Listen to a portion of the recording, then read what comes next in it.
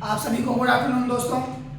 History की class में जहाँ तक हम लोगों ने पढ़ लिया था, आज उसके आगे की क्लास में लोगों को पढ़ना है। ठीक है, तो गुप्त वंश के शासनकाल को पूरी तरह से हम लोगों ने पढ़ लिया था। तो अगर हम गुप्त काल की बात करें तो गुप्त काल हम लोगों का समाप्त हो चुका था पूरी तरह से। ठीक है, अब गुप्त काल के बाद जो है आप देखेंगे तो ये वंश पूरी तरह से समाप्त हो चुका था। ठीक है, अब इसके बाद जो आता है, जैसे मैंने आप लोगों से कहा था कि अगर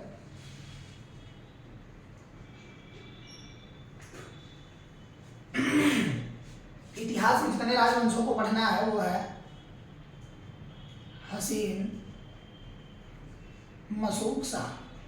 ठीक है, यानी कि हर्यक वंश, सुनाग वंश, नंद वंश, मगध वंश, शुंग वंश, कण्व वंश, सातवाहन वंश, ये भारतीय राजवंश थे। कैसे राजवंश थे? भारतीय। लेकिन अगर हम विदेशी वंश की बात करते हैं, आईएसपी के, इंडो ग्रीक, सक, पहलव और कुषाण, ये विदेशी राजवंश थे। विदेशी राजवंश। ठीक है, विदेशी राजवंश। अब इस विदेशी राजवंश की अगर हम बात करते हैं पूरी तरह से, तो ये हमारा, हम लोगों ने देखा कि गुप्त वंश पूरी तरह से हम लोग पढ़ लिए। ठीक है, और इन सब में पूरी तरह से हम लोगों ने पढ़ करके इनको खत्म कर दिया। ठीक है, यानी कि गुप्त काल को पूरी तरह से खत्म कर दिया। अब जो हम लोगों को पढ़ना है वो इसी वक्त में, यानी कि सामंत में पहले थे पुष्यभूति वंश। ठीक है, और पुष्यभूति वंश की संस्थापक जो थे वो थे पुष्यभूति वर्मन। ठीक है, तो यहाँ तक आप सभी को क्लियर हो गया होगा। यानी कि अगले शासक को जिनको हम लोगों को पढ़ना है वंश में, पुष्यभूति वंश। ठीक है, इस पुष्यभूति वंश की अगर हम बात करते हैं तो पुष्यभूति वंश के संस्थापक पुष्यभूति थे।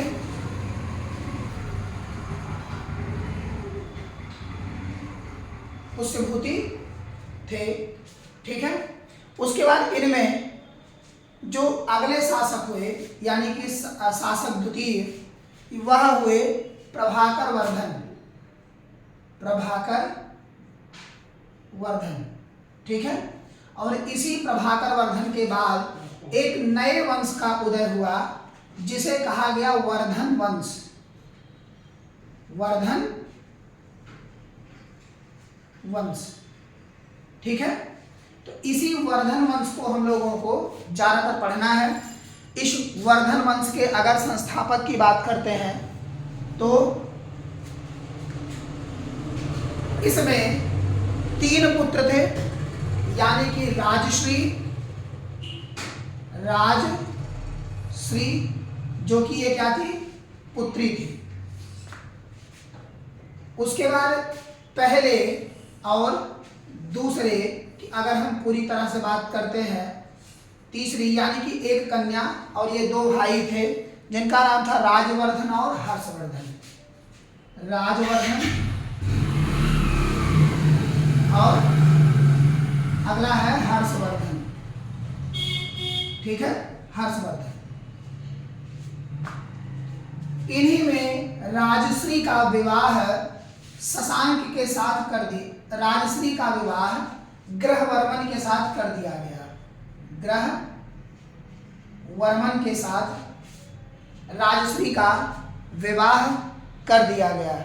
ठीक है, लेकिन क्या हुआ कि तत्काल के समय में अगर हम बात करें तो ग्रहवर्मन का शासनकाल जो था, जैसे आप लोग इसको देखेंगे भारत को पूरी तरह से, तो ये वाला जो एरिया है, यानी कि अगर कहा जाए कि नेपाल के बगल उत्तराखंड के आसपास का एरिया अगर हम कहें तो यह पूरा का पूरा ग्रहवर्मन का क्षेत्र था। किसका? ग्रहवर्मन का क्षेत्र था। इन्हीं के क्षेत्र में राजश्री का विवाह हर्षवर्धन ने कर दिया था। ठीक है, लेकिन क्या हुआ कि इन्हीं ग्रहवर्मन की हत्या देवगुप्त ने कर दिया। देवगुप्त ने ग्रहवर्मन की हत्या कर दी। ठीक है, देवगुप्त उस समय तत्काल में महाराष्ट्र के नीचे के क्षेत्र में शासन करता है। महाराष्ट्र के अगर नीचे के क्षेत्र की हम बात करते हैं, जैसे तो ये वाला एरिया यहाँ महाराष्ट्र, ठीक है, यहाँ का शासक कौन था? देवगुप्त। और यह देवगुप्त ने ग्रहवर्मन की हत्या कर दी। और यहाँ जो थे ये पूरे के पूरे, अगर कहा जाए पंजाब और बीच के क्षेत्र राजस्थान का एरिया, यहीं पर राजश्री हर्षवर्धन तथा राजवर्धन थे। ठीक है, ये तीनों यहाँ रहते थे। तो जब ये उठे और यहाँ हत्या कर दिए इनकी, तो फिर उसके बाद क्या हुआ? राजवर्धन उठा यहाँ से और राजवर्धन ने जाकर के देवगुप्त को मार डाला। राजवर्धन ने क्या किया? राजवर्धन ने देवगुप्त को मार दिया। ठीक है, और इस ग्रहवर्मन की हत्या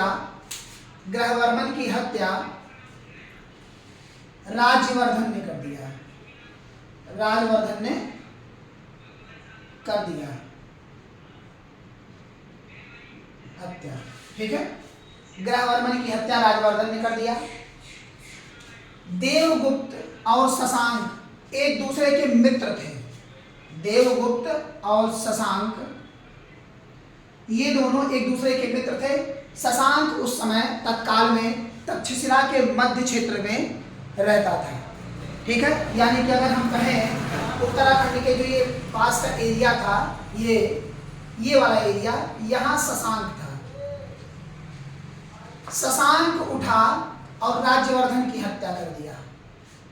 यानी कि राज्यवर्धन की हत्या शशांक ने कर दिया।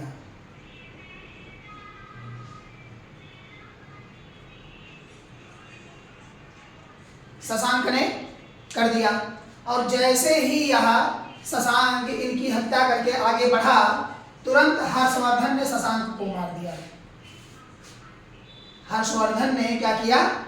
शशांक को मार दिया। यानी कि हर्षवर्धन ने शशांक की हत्या कर दी। उस काल में जो ये राजश्री थी, यह राजश्री वन में चली गई। यह राजश्री जो है वह कहाँ चली गई? वन में। और वन में से खोज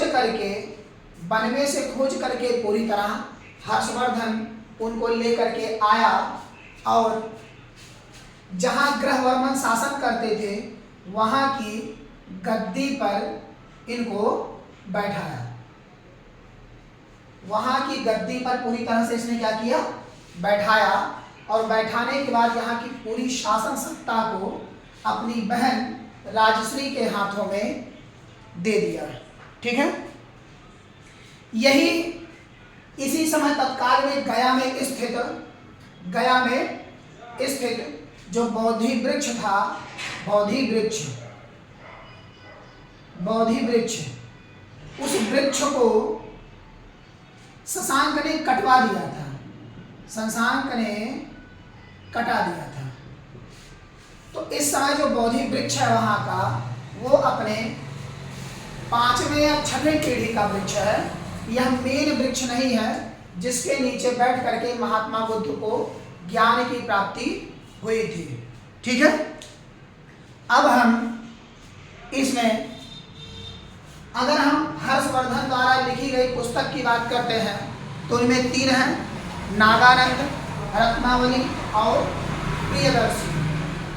हर्षवर्धन के अगर हम पुस्तक की बात करते हैं तो इनमें है नागानंद,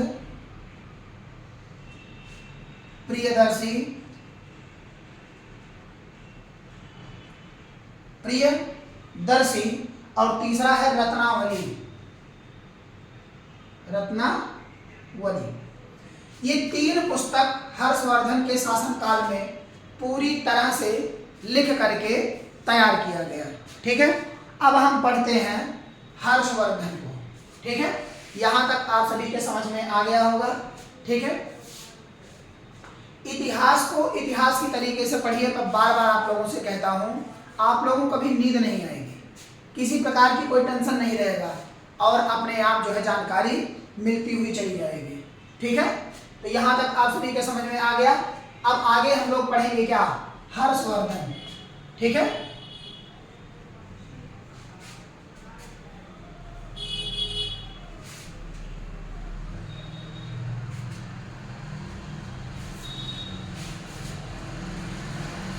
अगले जो शासक है वह है हर्षवर्धन। हर्षवर्धन ने ही अपनी बहन राजश्री का खोज किया और राजश्री को खोज करके ला करके सिंहासन पे बैठा करके बकायदा उनको गद्दी आसीन करवा दिया। ठीक है, इन्हीं के समय में इनके राज्य में डाकुओं का आक्रमण हुआ। डाकुओं का आक्रमण हुआ। ठीक है, जिसका इन्होंने मुंह तोड़ जवाब दिया। अगर हम इनकी राजधानी की बात करें तो वास्तुकला के आधार पर, वास्तुकला के आधार पर इनकी जो राजधानी थी वह थी मथुरा।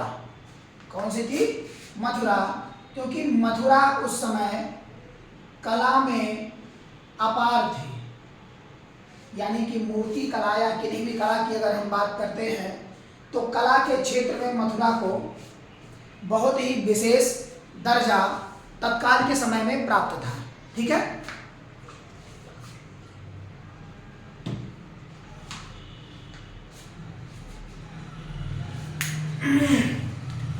वास्तुकला के साथ साथ यहाँ से सूती अर्थात रेशम के वस्त्र, रेशम के वस्त्र का उत्पादन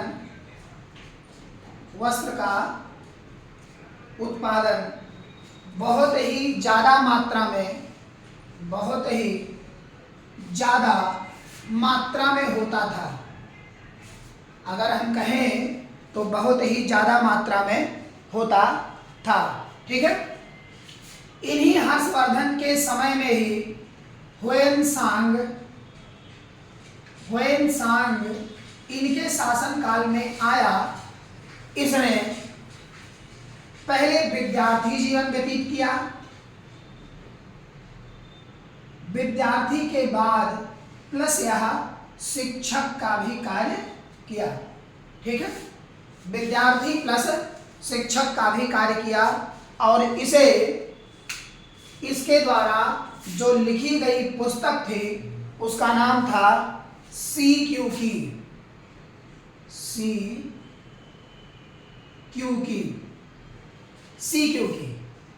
यह पुस्तक था। इसे यात्रियों का राजकुमार कहा जाता है। यात्रियों का राजकुमार कहा जाता है।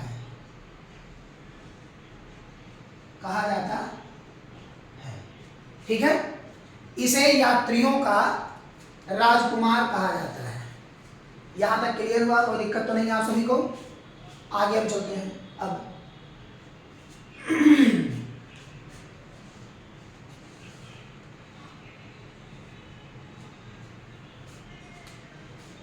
इस समय बिहार के नालंदा विश्वविद्यालय में यह पढ़ा तथा पढ़ाया।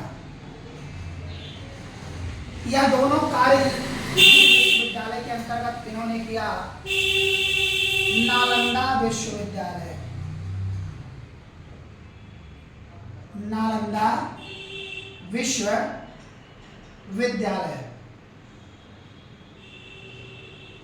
नालंदा विश्वविद्यालय के अंतर्गत इन्होंने यह कार्य किया। ठीक है,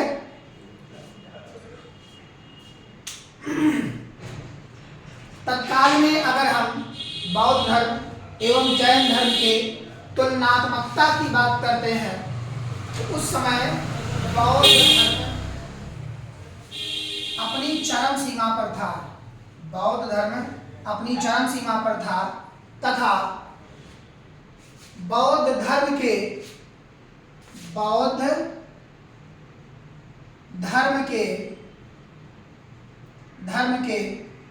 महायान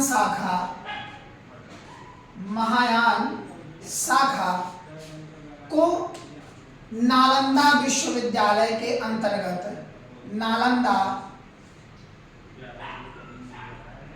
विश्वविद्यालय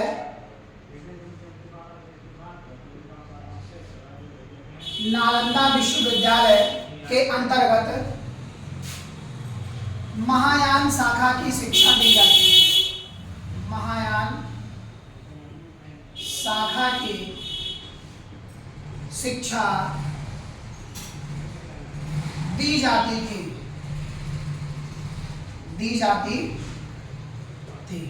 ठीक है,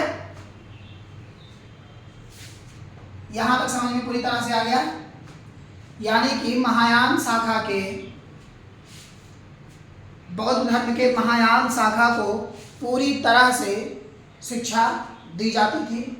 हर्षवर्धन की अगर हम बात करते हैं तो वह बौद्ध तथा जैन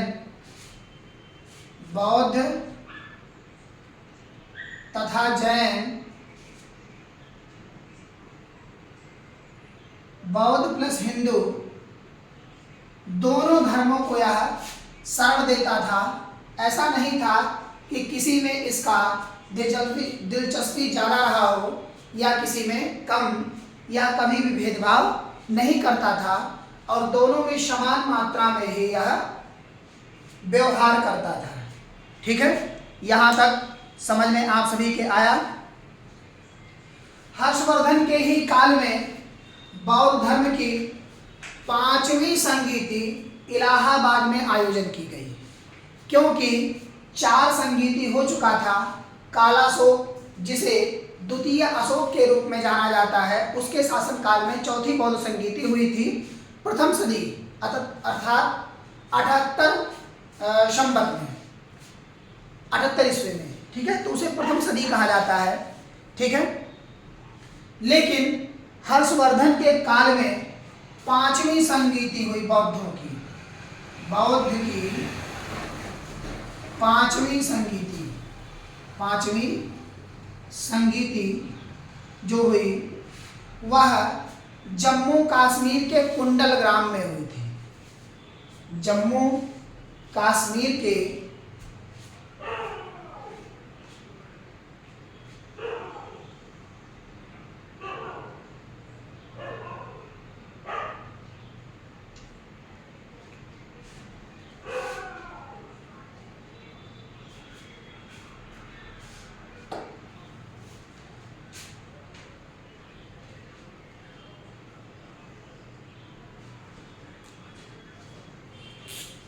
हर्षवर्धन के काल में 5वीं संगीति हुई थी।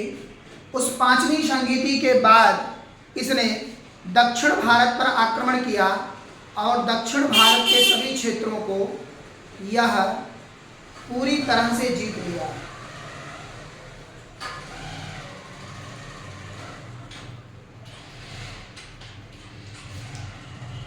पूरी तरह से उस क्षेत्र को इसने जीत लिया।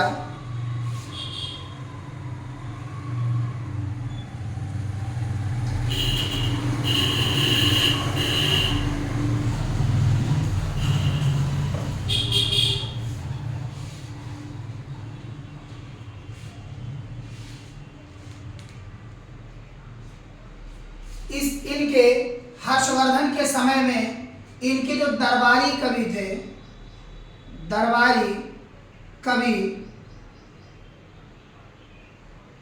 उन्होंने 2 पुस्तकें लिखी जिनका नाम था बाणभट्ट।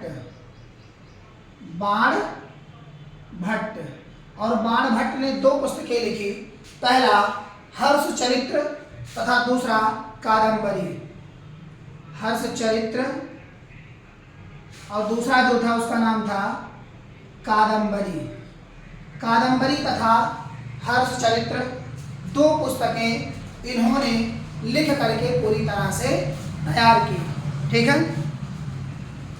हर्षवर्धन ने उस समय अपने शासनकाल में दो उपाधियां धारण की। और पहली जो उपाधि थी उसका नाम था शिलादि की उपाधि, शिलादित्य की उपाधि।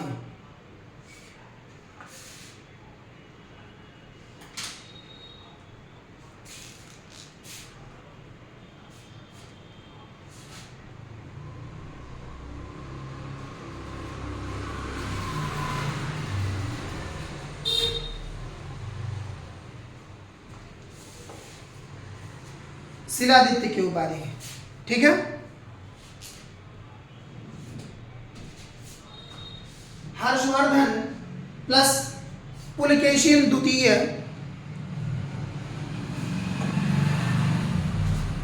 हर्षवर्धन ने जब पुलकेशिन द्वितीय को हराया तो उसने अपना एक सिक्का चलवाया जिसमें पुलकेशिन द्वितीय को बैठाया गया और हर्षवर्धन को ऊपर की तरफ खड़ा किया गया, जिससे पुलकेशिन द्वितीय को हारा हुआ माना गया। हर्षवर्धन ने एक उपाधि धारण की थी जिसका नाम था शिलादित्य की उपाधि। शिलादित्य की